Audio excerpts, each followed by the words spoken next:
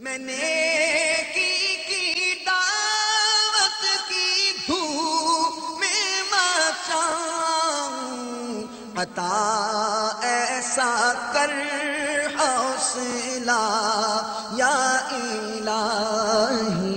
میرا رب فرماتا ہے فَاذْكُرُونِي أَذْكُرْكُمْ، میری یاد کرو میں تمہارا چرچا کروں گا۔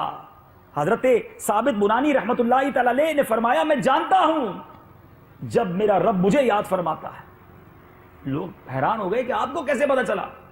فرمایا جب میں اسے یاد کرتا ہوں تو وہ بھی مجھے یاد کرتا ہے۔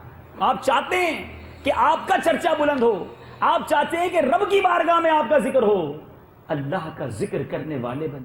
نبی پاک علیہ الصلوۃ والسلام فرماتے ہیں جو بندہ 100 مرتبہ لا الہ الا اللہ پڑھے گا، جب اللہ عز و جل قیامت کے دن اسے اٹھائے گا تو اس کا چہرہ 14ویں کے چاند کی طرح چمکتا ہوگا، اور اس بندے سے افضل کسی کا عمل نہیں اٹھایا جاتا مگر جو کہ اس کی مثل پڑھے یا اس سے زیادہ پڑھے۔ سچ بتاؤ 100 مرتبہ لا الہ الا اللہ کہنے میں وقت کتنا لگتا ہے؟ فضیلت کیا ہے؟ قیامت کے دن 14ویں کے چاند کی طرح اس کا چہرہ چمک رہا ہوگا۔ اللہ کا ذکر، اللہ کی یاد۔ سوچیے ہماری زبان کچھ نہیں بولتی، نہیں کرتے تو ہم رب کا ذکر نہیں کرتے۔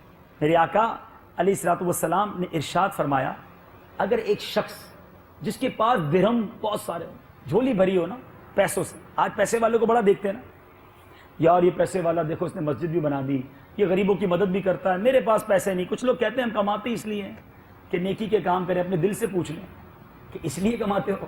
یہ شیطان کا ایک وار ہوتا ہے کہ بندہ کہتا ہے میں تو کاروبار اسی لیے بڑھائی جا رہا ہوں کہ نیکی کے کام کروں۔ کیا 50% دیتے ہو نیکی کے کاموں میں؟ دینی وہی 2.5% زکوٰۃ ہے، اس کے بعد 1-2% صدقہ دے دینا ہے، اور بندہ کہتا ہے میں کمائی اس لیے رہا ہوں۔ تو بعض اوقات انسان کو شیطان تھپکی دے رہا ہوتا ہے، ٹھیک ہے بھائی تو کاروبار کرتا رہے، حلال کاروبار منع نہیں، مگر یہ تو چیک کرے کہ حلال ہو رہا ہے کہ نہیں۔ بہرحال میرے آقا فرماتے کسی کے پاس جھولی درہموں سے بھری ہو اور وہ انہیں تقسیم کر رہا ہو، اور دوسرا اللہ عز و جل کا ذکر کر رہا ہو، اللہ کا ذکر کرنے والا افضل ہوگا۔ اتنا بڑا مرتبہ ہے رب کے ذکر کا۔ حدیث پاک میں آتا ہے، سیدنا ابو ہریرہ رضی اللہ عنہ راوی ہیں، میرے آقا نے فرمایا اللہ عز و جل کے کچھ فرشتے ہیں جو راستوں میں گھوم کر اللہ عز و جل کا ذکر کرنے والوں کو تلاش کرتے ہیں، ان کا کام ہی یہی ہے۔ اب جب وہ کسی قوم کو اللہ عز و جل کا ذکر کرتے ہیں تو ایک دوسرے کو آواز دیتے ہیں یہاں آ جاؤ، یہاں جمع ہو جاؤ، سب جمع ہو جاتے ہیں۔ پھر وہ ان لوگوں کو آسمان دنیا تک اپنے پروں سے ڈھانپ لیتے ہیں۔ پھر جب یہ اللہ عز و جل کی بارگاہ میں پہنچتے ہیں تو اللہ عز و جل ان سے پوچھتا ہے میرے بندے کیا کر رہے تھے؟ اللہ حالانکہ سب جانتا ہے، ارشاد فرماتا ہے میرے بندے کیا کر رہے تھے؟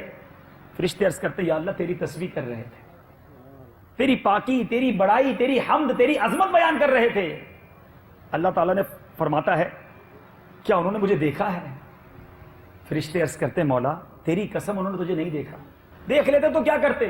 کہ مولا اور تیری حمد کرتے اور تجھے یاد کرتے۔ فرمایا اچھا کس چیز سے پناہ مانگ رہے تھے؟ فرمایا مولا جہنم سے پناہ مانگ رہے تھے۔ فرمایا جہنم دیکھی ہے؟ دیکھی تو نہیں، دیکھ لیتے تو کیا کرتے؟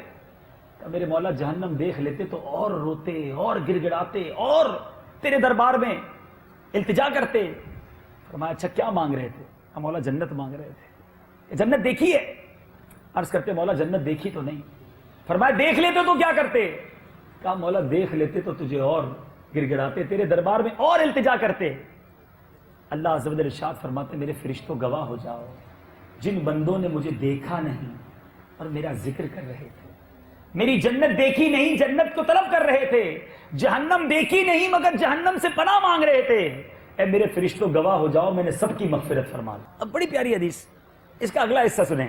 فرشتے عرض کرتے ہیں مولا ان میں ایک بندہ ایسا بھی تھا بڑا گناہگار، اور پروردگار وہ ذکر کے لیے نہیں آیا تھا، وہ وہاں سے گزر رہا تھا ویسے ہی بیٹھ گیا تھا، کوئی اور انٹینشن تھی، کوئی اور مطلب تھا، ذکر میں نہیں آیا۔ اللہ تبارک و تعالیٰ ارشاد فرماتا ہے میں نے اس کو بھی بخش دیا، کیونکہ یہ ایسے لوگ ہیں، یہ ایسی محفل ہے جن کا ہم نشین بھی محروم نہیں رہتا۔